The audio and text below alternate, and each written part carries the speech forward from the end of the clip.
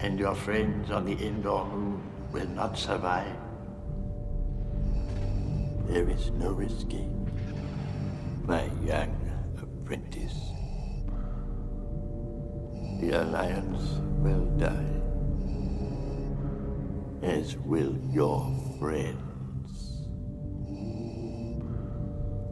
Good. I can feel your anger. I am defenseless. Take your weapon. Strike me down with all of your hatred, and your journey towards the dark side will be complete.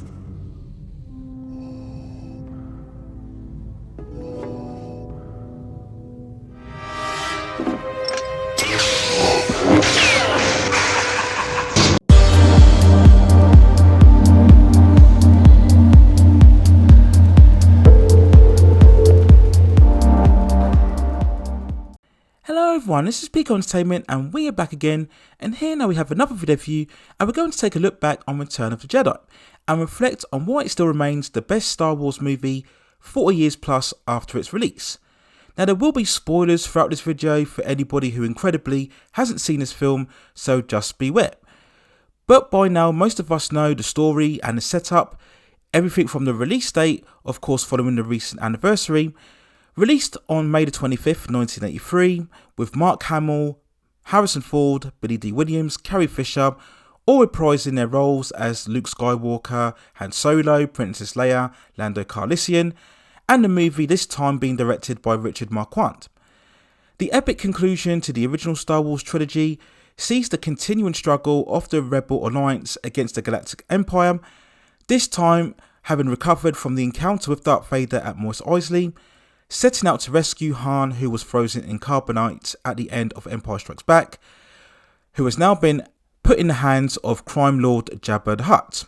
We see here that Luke has elevated now to the rank of Jedi Master, having accepted the huge revelation that the villainous Darth Vader is his father.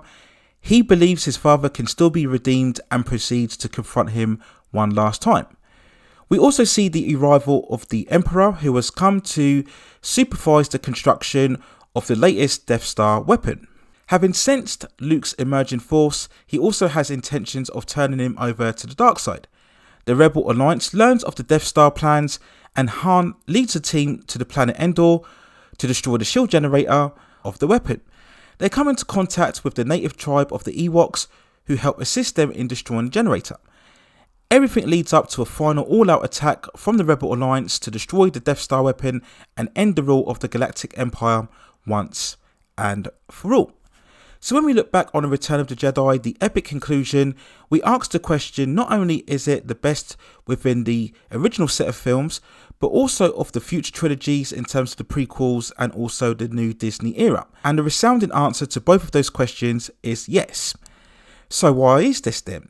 Well, Return of the Jedi is simply the most epic Star Wars movie. It has the most pace, the most momentum, the most spectacle out of all of them. When we also look at the tone, you get a return to the far more brighter escapism adventure than what we saw for the first film.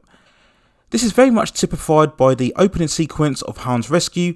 We have all of those great scenes when we see Luke, of course, wielding the green lightsaber for the first time. We have, of course, Princess Leia in a slave costume and also the Sarlacc pit. And all of these moments still remain so iconic today.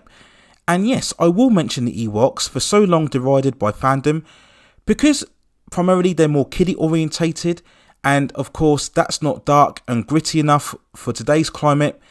But again, it's fun seeing them team up with the rebels to take down all of the stormtroopers using all of their booby traps and natural weapons.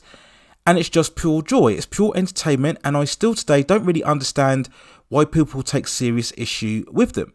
It's not like they're taking down the Empire single-handedly on their own. Now yes, we all understand that they were included primarily for merchandising reasons, but it doesn't really take away anything from the pace of the overall story. And as well as the fun and the adventure, Return of the Jedi also has all of that epic gravitas, power and resonance that people associate more with The Empire Strikes Back. And of course, this mainly surrounds the compelling arc around Luke, Vader and the Emperor. All of those themes of forgiveness, vengeance, the temptation of power, the rejection of corruption.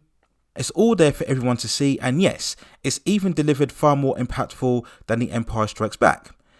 Everything from seeing Luke complete his evolution to Jedi Master, the confrontation with Vader, involving another great lightsaber duel between them both.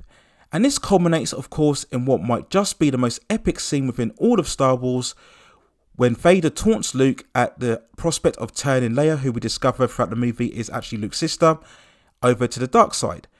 And then we see Luke unleashing his full rage and power. We get that incredible horizontal panning shot of Luke fighting Vader, John Williams' Incomparable musical score playing in the background, amplifying all of that cinematic sweep. And then we get the climactic end where we see Luke striking down Vader's hand. It's absolutely everything, iconic, compelling, and you just can't deny the emotion or the euphoria of this moment.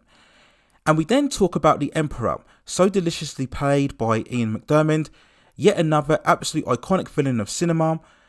When he taunts Luke, ordering the fully operational Death Star to strike down on the rebel forces, his position being above Darth Vader straight away gives him that overall aura and influence, and it's so much more powering than the Emperor that we saw later on, particularly in the later stages of Revenge of the Sith, where he came off far more cartoonish and, dare I say, a bit more comical. And we can never talk about Return of the Jedi without mentioning the space battles. The final 15-20 minutes of the film is absolute pure cinematic exhilaration. The scale, the destruction, the fury, it's spectacle that's every bit as jaw-dropping today as what it was when you watched it for the first time way back in the 80s. And it absolutely still holds up today. This is largely because all of the ships that we see on screen are actually practical models. So they have all of that grit and dirt and damage that gives that overall raw physicality. And it just adds to the overall stakes as you see everything playing out on screen. So unlike what we see today in modern day movies, despite all of the carnage, there's still enough wide panning shots and skillful direction that we can actually see what's going on. So relieving to see the action not getting drowned out by lens flare or shaky cam. And again, it's this type of sequence that reaches higher scales of spectacle and excitement than what we saw from the previous two Star Wars films. The fact is that Return of the Jedi still has the greatest space battle scenes ever put to cinema. And remember, this is all without CGI, which is both amazing and quite telling when we look at today's landscape. And when I look back on Return of the Jedi, it has everything that's great about Star Wars. The escapism, the adventure, the humour, and more importantly, the upbeat spirit and tone. It mixes in both of those elements of the light and the dark with the fantasy, and it's just more variation in terms of the tone and aesthetic, whereas we compare to Empire Strikes Back, which is much more slower paced and very much more one note.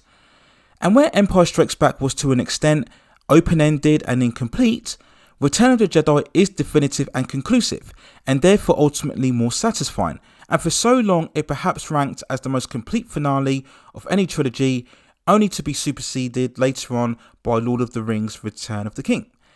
Now I understand that audiences like Empire Strikes Back because it's the far more deconstructive story where the heroes fail, so it's deemed far more realistic, but Star Wars has always been about fantasy, about wish fulfillment, escapism, good versus evil, large-scale battles, big character moments, big dramatic scenes, and epic musical scores, and iconic moments that long live in the memory. And Return of the Jedi encapsulates all of these elements more than any other film within the franchise, and that's why it remains still the best Star Wars movie ever. So those are my overall thoughts and feelings when looking back on Return of the Jedi recently after the 40th anniversary of its initial cinematic release. Let me know what you think in the comments below. Where do you think it ranks within the hierarchy of all of the Star Wars films within the franchise? Do you have it right up there, or do you have other movies that you think rank better? And do you think it's amongst the best finales of any cinematic trilogy that we've seen within all of movie history? Let me know what you think in the comments.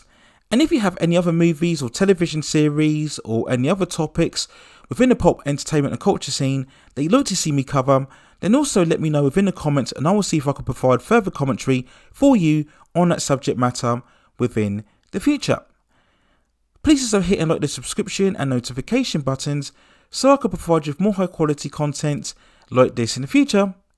But that's it for now. Take care of yourselves, and I will see you very, very soon.